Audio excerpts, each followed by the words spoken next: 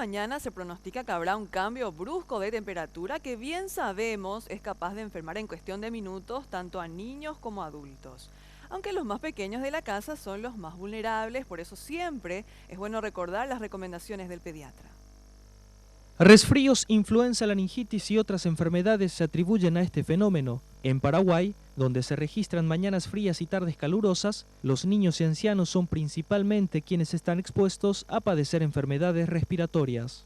También el aparato respiratorio tiene unos cepillitos que ayudan a que vos no tengas tantas infecciones porque mueve, ¿verdad? El moco, ¿verdad? Pero estos cilios, este cepillito, como que se quiere paralizar con el frío.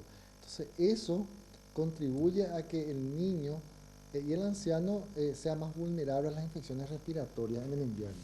Ante el cambio brusco de temperatura es importante que los padres estén preparados cuando salen con sus hijos. Tener un abrigo nunca está de más, ya que esto ayudará a no exponer a los niños a bajas temperaturas.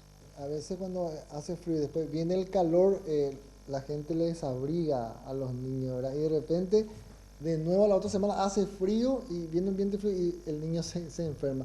Quizás es un poco difícil eso, depende mucho de los padres, ¿verdad? La conciencia de los padres que le abriguen a sus hijos.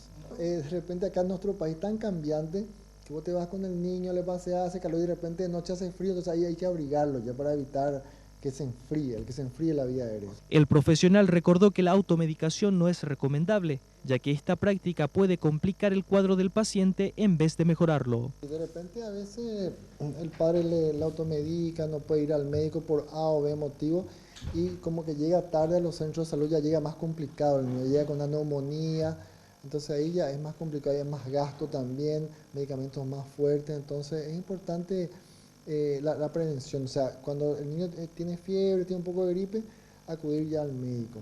Se recomienda la utilización de tapabocas si el niño se halla con síntomas respiratorios, de manera a evitar la transmisión de la enfermedad a otros.